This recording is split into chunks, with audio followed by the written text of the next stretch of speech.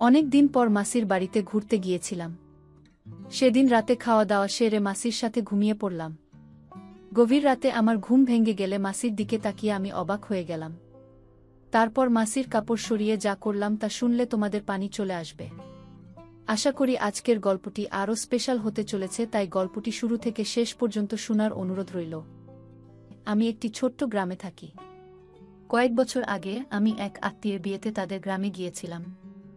সত্যি বলতে বিয়েতে যাওয়ার বিশেষ ইচ্ছা ছিল না, কিন্তু মা বাবার জোরাজুরিতে যেতে হয়েছিল। সেই গ্রামে আমার মাসির বাড়ি ছিল। মাসিও সেই বিয়েতে এসেছিলেন। আমি দূর থেকে তাকে দেখেছিলাম, কিন্তু তিনি আমাকে দেখেননি। তার শৈশবও আমাদের গ্রামের মধ্যেই কেটেছিল, কারণ তিনি আমাদের গ্রামের স্কুল থেকেই 10ম শ্রেণী পর্যন্ত পড়াশোনা করেছিলেন। ছোটবেলা থেকেই মাসিকে আমি খুব পছন্দ করতাম, কারণ তিনি সবসময় আমার প্রতি খেয়াল রাখতেন। 5 বছর পর মাসিকে আবার দেখলাম।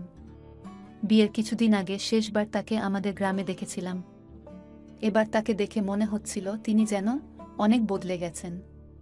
তার সৌন্দর্য দেখে আমি মুগ্ধ হয়ে গেলাম। তিনি যেন কোনো সিনেমার নায়িকার চেয়েও সুন্দর লাগছিলেন। তার সৌন্দর্য ভাষায় প্রকাশ করা সত্যিই কঠিন। মনে হলো আমি প্রথমবারের মতো কোনো মেয়ের প্রতি আকৃষ্ট হচ্ছি। আমি একটু লাজুক এবং শান্ত প্রকৃতির ছিলাম, সহজে কারো সঙ্গে মিশতাম না, বিশেষ করে মেয়েদের সঙ্গে। কিন্তু সেদিন মাসির সৌন্দর্য এবং তার উপস্থিতি আমার সব চিন্তাভাবনা বদলে দিয়েছিল। আমি যেন প্রতিদিন তার মুখ দেখে আরও আকর্ষিত হয়ে পড়ছিলাম। কেন জানি না, কিন্তু তার প্রতি এই টানটা দিন দিন বাড়ছিল। নিজের মনের উপর অনেক নিয়ন্ত্রণ আনার চেষ্টা করলাম, কিন্তু মন যেন আমার কথা শুনতেই চাচ্ছিল না। যেখানেই সে যেত, আমি লুকিয়ে তাকে দেখতাম। একদিন আমার মনে হলো, আমি যেন আর নিজের ইচ্ছাকে আটকাতে পারছি না। কয়েক ঘন্টার মধ্যেই আমি সাধারণ একজন মানুষ থেকে একজন পাগল প্রেমিকে রূপান্তরিত হয়ে গেলাম। সেই সময় জানুয়ারি মাস ছিল, শীতের তীব্রতা বেড়েই চলেছিল। রাতের বেলা ঠান্ডা যেন অসহ্য হয়ে উঠত। বিয়ের মৌসুম ছিল, কিন্তু থাকার তেমন কোনো বিশেষ ব্যবস্থা ছিল না। তখন আমার মাথায় একটাই চিন্তা ঘুরছিল, এই ঠান্ডায় রাতটা কিভাবে কাটাবো। কিন্তু মনে হলো ঈশ্বর আমার কথা শুনলেন, আমার সমস্যার যেন সমাধান মিলল, কারণ সেই সময় মাসি হাসি মুখে আমার কাছে এসে আমাকে আলিঙ্গন করলেন। তাকে দেখে আমি অত্যন্ত খুশি হলাম, কারণ সেখানে আমার পরিচিত কেউ ছিল না। মাসির শৈশব আমাদের গ্রামেই কেটেছে এবং তিনি আমাদের গ্রামের স্কুল থেকেই পড়াশোনা করেছিলেন। মাসির সেই মুহূর্তের আলিঙ্গন যেন আমাকে এক অদ্ভুত প্রশান্তি এনে দিল। যা আশা করেছিলাম তা মুহূর্তেই পেয়ে গেলাম, তবে একটা জিনিস বুঝতে পারছিলাম না, কেন তার স্পর্শ আমাকে তার প্রতি আরও বেশি আকর্ষিত করছে। মনে হচ্ছিল মাসি যেন সবসময় আমার পাশে থাকেন। তার সঙ্গে সময় কাটাতে এক অন্যরকম আনন্দ অনুভব করছিলাম, যা আগে কখনো অনুভব করিনি। আমি যেন পুরোপুরি মোহিত হয়ে পড়েছিলাম। ঠিক তখন মাসি একটু দূরে সরে গিয়ে বললেন, কুনাল, তুমি কখন এলে? আমি উত্তরে বললাম, মাসি, আজই এসেছি। মাসি তখন বললেন, তোমাকে বেশ চিন্তিত লাগছে। কি হয়েছে? তখন আমি তাকে আমার রাতের ঘুমের অসুবিধার কথা বললাম। মাসি বললেন, এতে চিন্তার কিছু নেই। তুমি আমার বাড়ি চলো, সেখানে তুমি নিশ্চিন্তে ঘুমাতে পারবে। এ কথা শুনে আমি খুব খুশি হলাম এবং মাসির সঙ্গে তার বাড়ির দিকে রওনা দিলাম। রাতের আধার ছিল, আর রাস্তা ছিল সরু। মাসি বললেন, কুনাল, আমাকে তোমার হাত দাও। অন্ধকারে তুমি হয়তো পথ চিনতে পারবে না। তখন আমি তার হাত ধরার জন্য হাত বাড়ালাম। তার হাত ধরে এগিয়ে যাওয়ার মুহূর্তটি যেন আমার মনে এক নতুন অনুভূতি এনে দিল। তার নরম হাতে হাত রাখতেই মনে হলো যেন এক অদ্ভুত শক্তি আমার ভেতর জেগে উঠেছে। তার হাত ধরে হাঁটতে হাঁটতে আমার মনে এক অসাধারণ আনন্দ হচ্ছিল। আমরা ধীরে ধীরে হাত ধরে তার বাড়ির দিকে এগিয়ে চলছিলাম। পথে দেখতে পেলাম আরও কিছু লোক তাদের গ্রামে ফিরছিল। আমরা সামান্য দূর হেঁটে যাওয়ার পর দেখলাম 5-6 জন মহিলা নিজেদের মধ্যে কথা বলছে। তাদের কথা কানে আসতেই শুনতে পেলাম। একজন বলছে, শুনেছি তোমার মেয়ের কাল এনগেজমেন্ট। পূজাকে ডেকো না, তা না হলে কোনো অমঙ্গল হবে। অন্য একজন বলল, এমন শুভ মুহূর্তে তো এমন কারো ছায়াও পড়া উচিত নয়, যাদের ভাগ্যে শুভ কিছু হয়নি। রাজেশকে ছেড়ে অন্য একজনের সঙ্গে নতুন সংসার শুরু করা উচিত বলে তাদের মধ্যে আলোচনা চলছিল। রাতের অন্ধকারে তারা বুঝতেই পারল না আমরা তাদের পেছন পেছন হাঁটছিলাম। তাদের কথা শুনে মাসি আমার হাত শক্ত করে চেপে ধরলেন। মনে হচ্ছিল যেন তিনি অনেক কষ্ট সহ্য করছেন। আমি এই কথা শুনে খুব কষ্ট পেলাম, বুঝতে পারছিলাম কতটা বেদনায় তিনি দিন কাটাচ্ছেন। কিছুক্ষণ পর মাসি হঠাৎ কান্নায় ভেঙে পড়লেন। তাকে এতটা ভেঙে পড়তে দেখে আমিও বিচলিত হয়ে পড়লাম। আমি তাকে থামানোর জন্য বললাম, মাসি প্লিজ থামুন। তিনি থেমে গেলেন। আমি তার কাঁধে হাত রেখে বললাম, মাসি, এদের কথা শুনে মন খারাপ করবেন না। আপনি জানেন এতে আপনার কোনো দোষ নেই। আপনি খুব ভালো মানুষ। বিশ্বাস করুন, একদিন সব ঠিক হয়ে যাবে। আমার কথা শুনে মাসি কান্না করতে করতে আমাকে জড়িয়ে ধরলেন এবং বললেন, কুনাল, এটা নতুন কিছু নয়। আমার সাথে এটা সবসময় হয়। এখন আর বেঁচে থাকার ইচ্ছা নেই। তার এই কথা শুনে আমি তাকে আলতো করে দূরে সরিয়ে দিয়ে তার মুখে আঙুল রেখে বললাম, মাসি, এমন কথা আর কখনো বলবেন না। আমি তাকে অনেকবার বোঝানোর চেষ্টা করলাম। কিছুক্ষণ পরে তিনি শান্ত হলেন। প্রায় 10 মিনিট হাঁটার পর আমরা তার বাড়িতে পৌঁছালাম। বাড়িতে ঢুকে দেখলাম মেশো বাড়িতে নেই। আমি মাসিকে জিজ্ঞেস করলাম, মেশো কোথায়? তিনি বললেন, তোমার মেশো কাজের জন্য শহরে গেছেন। 4-5 দিন পরে ফিরবেন। আমরা বিয়ের অনুষ্ঠানে খাওয়া শেষ করে বাড়িতে ফিরেছিলাম। বাড়ি ফিরে মাসি আমাদের দুজনের জন্য দ্রুত বিছানা পেতে দিলেন। শীত প্রচণ্ড ছিল, তাই আমরা চাদরের মধ্যে ঢুকে গল্প করতে শুরু করলাম। বিভিন্ন বিষয়ে কথা বলতে বলতে হঠাৎ আমি জিজ্ঞেস করলাম, মাসি, এত বছর পরও আপনার সন্তানের কেন হলো না? আমার কথা শুনে মাসি খুবই দুঃখ পেলেন এবং আবেগভরে বললেন, কুনাল, কি বলবো তোমাকে? তোমার মেশোর মধ্যেই একটি সমস্যা রয়েছে। তিনি কখনোই এ বিষয়টি আমাকে বলেননি, কিন্তু একদিন আমি নিজেই জেনেছি। তোমার মেশো যেই ক্লিনিকে টেস্ট করিয়েছিলেন, সেখানে আমার এক বন্ধু কাজ করে। সেই আমাকে জানিয়েছে তোমার মেশো কখনো বাবা হতে পারবেন না। মাসি একটু থেমে আবার বললেন, আমি কখনো এ নিয়ে তার সঙ্গে কথা বলিনি। তবে একটা জিনিস দেখেছি, তোমার মেশো বিভিন্ন সাধুসন্তদের প্রতি খুবই বিশ্বাস রাখেন। তাদের কথায় তিনি অনেক টাকা খরচ করেছেন। কেউ বলেছে 5 মাসের মধ্যে সুখবর আসবে, কেউ 3 মাসের মধ্যে। এমনকি একজন তো 1 মাসেই সুখবরের প্রতিশ্রুতি দিয়েছিল। তবে এইসব কথা শুনতে শুনতে 3 বছর কেটে গেছে। আমি জানি এসবের কোনো ফল হবে না। এই কথা বলার সময় মাসি কান্নায় ভেঙে পড়লেন।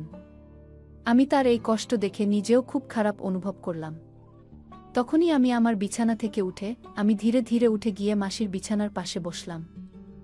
তার চোখের জল মুছতে গিয়ে তার হাত ব্যবহার করলাম। যখন তার চোখের জল মুছলাম, তখন তিনি একটুখানি হেসে ফেললেন। মাসি বললেন, কুনাল, তুই এখনো আমার কতটা খেয়াল রাখিস। আমি একটু হেসে দিলাম এবং আমার বিছানায় ফিরে যেতে চাইলাম, কিন্তু ঠিক তখনই মাসি আমার হাত ধরে বললেন, কুনাল, যদি তুই আজ এখানে না থাকতিস, আমি হয়তো এমন কিছু করে ফেলতাম যা ভুল হতো। তুই সত্যিই খুব ভালো। আজ তুই আমাকে বাঁচিয়েছিস। তিনি আমার হাত নিজের হাতে নিয়ে বললেন, তোর মতো পুরুষ খুব কমই আছে, যারা মহিলাদের কষ্ট বোঝে এবং তাদের অনুভূতিকে গুরুত্ব দেয়া। তুই সত্যিই অসাধারণ। এই কথা শুনে আমার মনে এক অদ্ভুত আনন্দ হলো। আমরা কথা বলতে বলতে মাসি আমার হাত আলতো করে চেপে ধরছিলেন। আমি তার দিকে কিছু বলার চেষ্টা করছিলাম, কিন্তু আমার মনে যেন এক বিশাল ঝড় উঠেছিল। মনে হচ্ছিল আমি তাকে স্পর্শ করতে চাই, কিন্তু নিজের ইচ্ছেকে দমন করলাম। মাসি তখন হঠাৎ বললেন, যে মেয়ে তোর সঙ্গে বিয়ে করবে, সে খুবই ভাগ্যবান হবে। তুই নারীদের সম্মান করিস এবং তাদের অনুভূতি ভালোভাবে বুঝিস। তিনি নিজের চিন্তায় ডুবেছিলেন, কিন্তু হঠাৎ আমার দিকে তাকিয়ে বললেন, এই ঠান্ডা রাতে তুই কিছুই পরিসনি। এমন চলবে না। কুনাল, চাদরের ভেতরে চলে আয়। বাইরে খুব ঠান্ডা পড়ছে। এই কথা শুনে আমার হৃদয় দ্রুত স্পন্দিত হতে শুরু করল। আমি কিছুতেই বুঝতে পারছিলাম না যে এই সব কিছু কেন হচ্ছে। আমরা তখন একসঙ্গে একই চাদরের নিচে বসেছিলাম। মাসি বললেন, সরি কুনাল, আমি শুধু আমার কষ্টের কথা বলছিলাম। এখন বলো, তোমার জীবনে কি চলছে? আমি উত্তর দিলাম, মাসি, আমি শুধু চাকরির খোঁজে আছি, কিন্তু চাকরি পাচ্ছি না। মাসি বললেন, কোনো চিন্তা করো না কুনাল, তোমার সামনে এখনো অনেক বড় জীবন পড়ে আছে। নিশ্চয়ই একটা চাকরি পেয়ে যাবে। এরপর তিনি আমার আরও কাছাকাছি এলেন, যেন আমাকে জড়িয়ে ধরলেন। তারপর মাসি হাসতে হাসতে বললেন, তোমার কি কখনো মনে হয়নি যে তোমারও একজন গার্লফ্রেন্ড থাকা উচিত? আমি বললাম, মাসি, এমন চিন্তা তো আসে, কিন্তু এখনো তেমন কাউকে পাইনি। মাসি মুচকি হেসে আমার দিকে ফিরে বললেন, তাহলে বলো, তোমার কেমন গার্লফ্রেন্ড চাই? আমি সঙ্গে সঙ্গে উত্তর দিলাম, ঠিক আপনার মতো। মাসি অবাক হয়ে হাসতে হাসতে বললেন, আমার মতো কেন? আমি বললাম, কারণ আপনি খুব সুন্দর, বুদ্ধিমতী আর মনের দিক থেকে অসাধারণ একজন মানুষ। মাসি মজা করে বললেন, তুই মিথ্যে বলছিস। আমি হেসে বললাম, মিথ্যে কেন বলবো মাসি? যদি আপনি আমার চোখ দিয়ে নিজেকে দেখতে পারতেন তাহলে বুঝতে পারতেন আমি সত্যি বলছি না মিথ্যা বলছি। এরপর মাসি একটু থেমে জিজ্ঞেস করলেন, তুই আমাকে নিয়ে কি ভাবিস? আমি শান্তভাবে উত্তর দিলাম, মাসি, আপনাকে আমার খুব ভালো লাগে। ধীরে ধীরে আমার মনে হচ্ছিল মাসিও হয়তো আমার প্রতি একটু আগ্রহ দেখাচ্ছেন। বাইরে ঠান্ডা বাড়ছিল আর ঘরের পরিবেশ যেন উষ্ণ হয়ে উঠছিল। মাসি হেসে বললেন, কুনাল, তুই প্রথম ব্যক্তি যে আমার এত প্রশংসা করল। তার মুখে এমন উচ্ছ্বাস ছিল যেন আমার কথাগুলো তাকে অনেক খুশি করেছিল। আসলে সবারই নিজের প্রশংসা শুনতে ভালো লাগে, আর আমার মাসি প্রশংসারই যোগ্য ছিলেন। আমি মাসিকে একটা কথা বলতে চেয়েছিলাম, কিন্তু কথাগুলো আমার মুখে এসে আটকে গেল। বুঝতে পারছিলাম না কেন, কিন্তু একটা জিনিস স্পষ্ট ছিল। আমি চাইতাম মাসি সব সময় সুখী থাকুক এবং তার সব দুঃখ ভুলে থাকুক। অবশেষে সাহস করে বললাম, মাসি, আমার একটা কথা বলার আছে। প্লিজ রাগ করবেন না। মাসি বললেন, বল কুনাল, তুই যা বলতে চাস। আমি বললাম, মাসি, আমি আপনাকে জীবনের নতুন সূচনা করতে সাহায্য করতে পারি। আমার কথা শুনে মাসি চুপ হয়ে গেলেন আর আমি একটু নার্ভাস হয়ে পড়লাম। কিছুক্ষণ পর মাসি চুপ ভেঙে বললেন, কুনাল, তুমি যা বলেছ সেটা কি তুমি ভেবে বলেছ? আমি তোমার মাসি, স্ত্রী নই। তারপর মাসি কিছুক্ষণ নীরব থাকলেন। পরে বললেন, কুনাল, আমি ভাবছি এটা কি সঠিক হবে। আমি বললাম, যদি কোনো কিছু ঠিক করার জন্য সামান্য ভুল করতে হয় তবে আমার মতে সেটা ভুল নয়। মাসি বললেন, তোমার কথায় যুক্তি আছে, কিন্তু আমাকে একটু ভাবার সময় দাও। আমি সম্মতি দিয়ে বললাম, ঠিক আছে মাসি, আপনি চিন্তা করে নিন। এরপর আমরা দুজন ঘুমিয়ে পড়লাম, কারণ পরদিন সকালে আমাকে একটি অনুষ্ঠানে যেতে হতো। পরের দিন আমি খুব সকালে উঠে পড়লাম, কারণ সকাল 7টায় আমাকে বের হতে হতো। বের হওয়ার সময় মাসি বললেন, কুনাল, সন্ধ্যায় ফিরে আসতে ভুল করো না। আমি তোমার জন্য অপেক্ষা করব। আমি মাথা নেড়ে বারাতের সঙ্গে বের হয়ে গেলাম। সেদিন মাসি অনুষ্ঠানে আসেননি। রাতে 9টা নাগাদ আমি খাওয়া সেরে মাসির বাড়ি ফেরার সিদ্ধান্ত নিলাম। মাসি তখন আমারই অপেক্ষায় ছিলেন। আমাকে দেখে হাসতে হাসতে বললেন, কুনাল, আজ তোমাকে খুব মিস করেছি। আমি বললাম, মাসি, আমিও আপনাকে খুব মনে করছিলাম। এরপর মাসি কফি বানিয়ে আনলেন। আমরা একসঙ্গে কফি খেতে খেতে কথা বলতে লাগলাম। হঠাৎ মাসি বললেন, কুনাল, তোমার গতকালের কথায় আমি রাজি হয়েছি। আমি বললাম, মাসি, একবার চেষ্টা করে দেখুন। আপনার ভবিষ্যৎ শুধু সুখ আর আনন্দে ভরে উঠবে। মাসি বললেন, তোমার এই উপকার আমি কখনো ভুলব না। তুমি আমার জন্য ঈশ্বরের মতো। তারপর আমাদের কথা আর অনুভূতি ধীরে ধীরে আমাদের আরও কাছাকাছি নিয়ে এলো। পরদিন সকালে মাসি খুব খুশি মনে ছিলেন। তাকে দেখে আমার মনও আনন্দে ভরে উঠল। মাসি আমাকে বললেন, কুনাল, তুমি আমার সমস্ত ইচ্ছা পূরণ করেছ। তোমাকে অসংখ্য ধন্যবাদ। আমি সঙ্গে সঙ্গে বললাম, মাসি, ধন্যবাদ দেওয়ার কিছু নেই। আমি শুধু চাই আপনি সবসময় সুখে থাকুন। আর আমি ঈশ্বরের কাছে প্রার্থনা করব যাতে আপনার জীবনে কখনো দুঃখ না আসে। এইভাবে আমি মাসির বাড়িতে 3 দিন কাটালাম এবং তার মুখে হাসি ফোটানোর জন্য যথাসাধ্য চেষ্টা করলাম। যখন বাড়ি ফেরার সময় হলো, তখন মাসির চোখে জল ছিল। আমি তাকে জড়িয়ে ধরে বললাম, আবার দেখা হবে মাসি। এই বলে আমি বাড়ির উদ্দেশ্যে রওনা হলাম।